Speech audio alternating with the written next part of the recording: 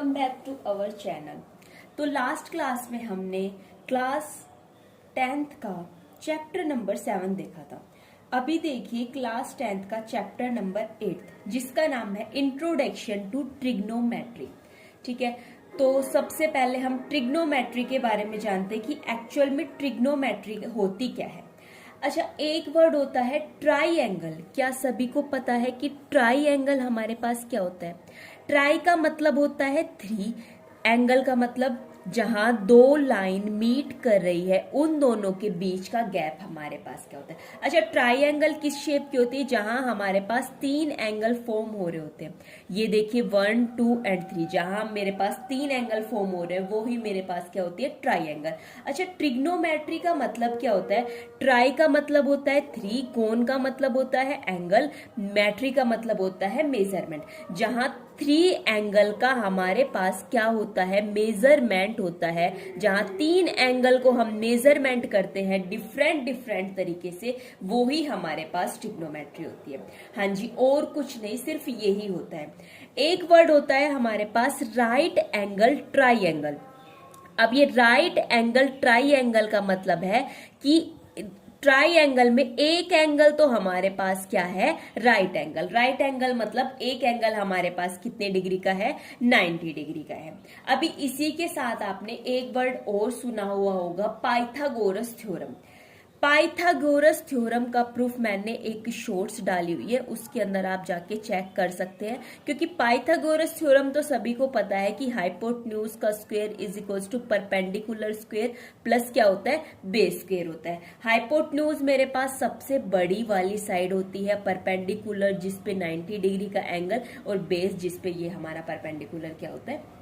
रहता है। ठीक है, ये हमारे पास क्या है? इसका बेस होता है। तो ये hypotenuse square is equals to perpendicular square plus base square, ये कैसे आया है? इसका प्रूफ हमने जो है किया हुआ है, तो आप जाके उधर से चेक कर सकते हैं। अभी एक वर्ड है हमारे पास angle of elevation and angle of deviation. अब ये एंगल ऑफ एलिवेशन हमारे पास क्या होता है? सपोज कर लीजिए आप कहीं खड़े हैं, ये आप हैं, ठीक है, आपकी आंख सबसे ऊपर ही होती है, यहां आपकी आंख है, यहां कोई भी एक टावर है, ठीक है, आप इस टावर को ऊपर देख रहे हैं, ठीक है, आपने इस टावर को देखा, तो आपकी आंख से लेके ये कुछ ना कुछ डिस्टेंस होगी, ठीक है, और आपकी आंख से लेके ये यहां तक, तो जो ये एंगल होगा ना, ये ही एंगल होता है मेरे पास एंगल ऑफ एलिवेशन। ठीक है, मतलब ऊपर देखना। ठीक है, अब दूसरा वर्ड है मेरे पास एंगल ऑफ डेविएशन। तो मान लीजिए ये हमारे पास कोई भी एक बिल्डिंग है, उस बिल्डिंग में एक रूम है, जिस रूम में आप यहाँ खड़े हुए हैं, ठीक है, अभी नीचे कोई जा रहा है, इधर आप उसको देख रहे हैं, इधर से आपकी आंख ने उस ऑब्जेक्ट को देखा, ठीक है, तो यहां से लेके जो यहां तक, अब जो ये वाला एंगल फॉर्म हो रहा है, ये मेरे पास कौन सा एंगल है? ये एंगल है एंगल ऑफ डेविएशन। अच्छा, angle of elevation, angle of deviation, ये आपको समझ में आ गया। इससे रिलेटेड हम एक जो है एग्जाम्पल भी देख सकते हैं। ठीक है, हमारी बुक में एग्जाम्पल है, तो एग्जाम्पल हमसे कहता है कि सपोज कर लीजिए कि जो स्टूडेंट है एक स्कूल का, वो विजिट कर रहा है, कुतुब मीनार देखने आप गए हो। नाउ यदि एक जो स्टूडेंट है वो लुक कर रहा है, आप कुतुब मीनार देखने गए, इतना बड़ा सारा कुतुब मीनार है, आप यहाँ खड़े हो, आप देख रहे हो, अरे वाह इतना बड़ा कुतुब मीनार, तो वहां पे जो है ये राइट एंगल, अभी देखना ये आपके पास राइट एंगल ट्राइएंगल फॉर्म हो रहा है, क्योंकि कुतुब मीनार तो एकदम स्ट्रेट है, ऐसे ही झुका हुआ थोड़ी है।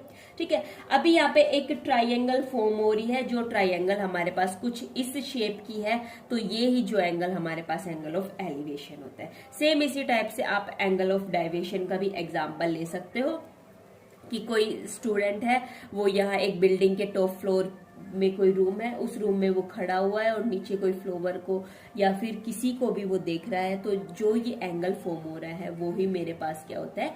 Angle of deviation. अच्छा, ये एंगल ऑफ एलिवेशन और एंगल ऑफ डेविएशन, इससे रिलेटेड हमारे पास बहुत से क्वेश्चन आएंगे।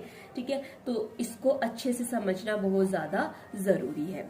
अभी एक जो सबसे इंपॉर्टेंट आता है ट्रिग्नोमेट्री रेशियो। ट्रिग्नोमेट्री आपका पीछा नहीं छोड़ेगी। ये क्लास 10th से शुरू होती है और आगे आप जितनी भी फर्दर स्टडी करोगे हर जगह आपको sine theta, cos theta, alpha beta, ये हर जगह ही आपको मिल जाएंगे। तो यहाँ हम अच्छे से समझ लेते हैं कि हमारे पास ये ट्रिग्नोमेट्री रेशियो होते क्या है। ठीक है, सबसे पहले ये ट्रिग्नोमेट्री रेशियो हमारे पास एक राइट एंगल ट्राइंगल में अप्लाई होते हैं। इतनी बात आपको ध्यान रखनी होगी।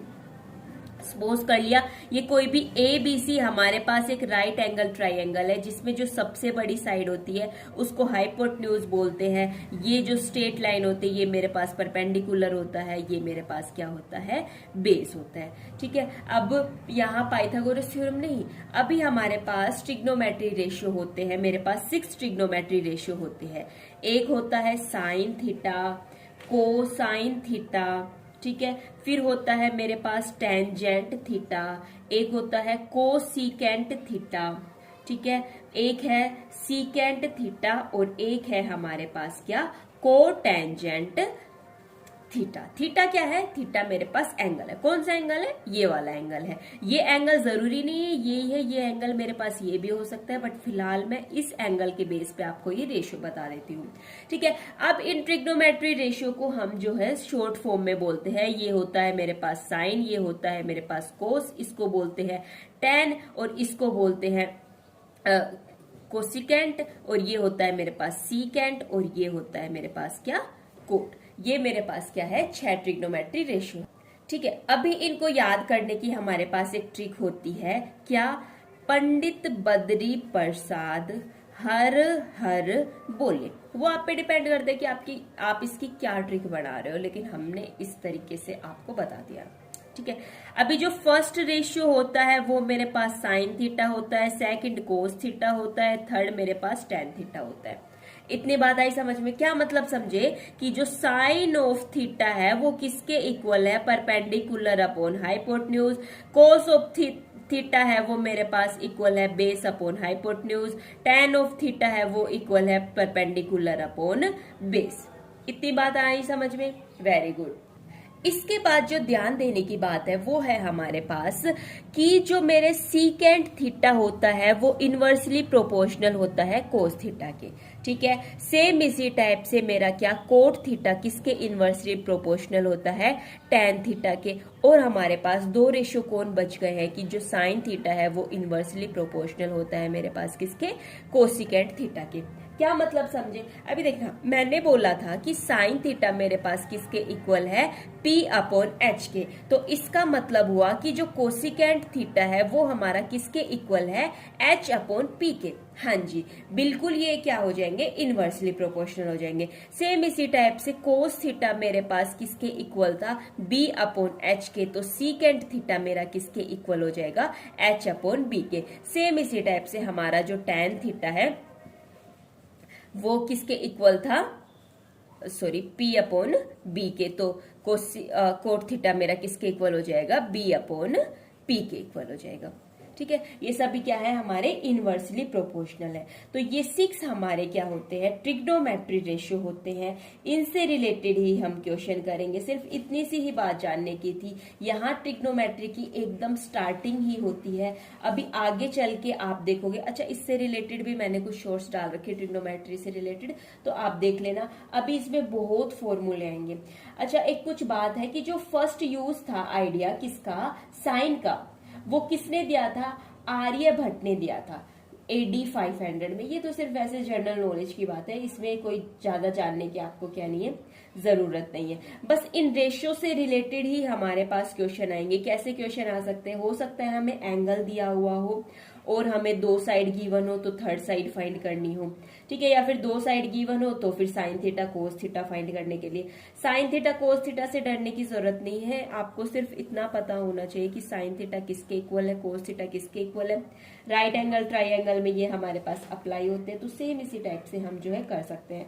बिल्कुल सिंपल सिंपल क्वेश्चन ही होते हैं। सिर्फ इनके रेशियो जो है, जैसे साइन थीटा मेरे पास परपेंडिकुलर अपॉन हाइपोटेन्यूज के इक्वल है, तो सिर्फ आप इतनी ही बात ध्यान रखिए और आपके क्वेश्चन हो जाएंगे। सिर्फ इतना, जैसे कोई क्वेश्चन में आएगा प्रूव करना कि cos square theta plus sine square theta, इसको आप बताइए कि इसकी वैल्यू हमारे पास क्या आएगी। ठीक है, और बोल देगा कि आपके पास ये एक राइट एंगल ट्राइंगल है, ये साइड आपके पास 2 है, ये साइड आपके पास 1 है। तो सबसे पहला काम क्या है आपको कि आप इसकी परपेंडिकुलर निकालिए। कैसे निकालेंगे? With the help of Pythagoras theorem से आप ये साइड निकाल के कोस थीटा की वैल्यू निकाल देना, साइन थीटा की वैल्यू निकाल देना, इसके अंदर पुट कर देना, जो भी वैल्यू आएगी वो ही क्या होगा, आपका आंसर होगा। तो 8.1 तो इतनी ही है, सिर्फ उसमें ऐसे ही वैल्यू निकालने, या फिर बोल देगा कि आपके पास एक रेशियो की, जैसे tan थीटा की वैल्यू है आपके पास 1/√3, तो आप इसके जो अदर ट्रिग्नोमेट्री रेशियो है ना, तो वो फाइंड कीजिए। अब इसके अदर ट्रिग्नोमेट्री रेशियो हम कैसे फाइंड करेंगे? अच्छा, tan थीटा मेरे पास किसके इक्वल है? परपेंडिकुलर अपॉन बेस के इक्वल है, जिसकी वैल्यू 1/√3 है। इसका मतलब है परपेंडिकुलर 1 है, बेस मेरे पास √3 है। तो सबसे पहला काम है हाइपोटेन्यूज फाइंड करना with the help of Pythagoras theorem. मैंने हाइपोटेन्यूज फाइंड की, हाइपोटेन्यूज फाइंड करने के बाद मैं यहाँ से sine theta, cos theta, cot theta, secant theta, सब किसी की वैल्यू फाइंड कर सकती हूँ। कैसे? With the help of this and with the help of this ratio. ठीक है, आया समझ में? ठीक है, तो इस वीडियो में हम इतना ही रखते हैं। नेक्स्ट वीडियो में हम आगे ट्रिग्नोमेट्री के बारे में कुछ जानेंगे। तो तब तक के लिए स्टे ट्यून, बाय बाय।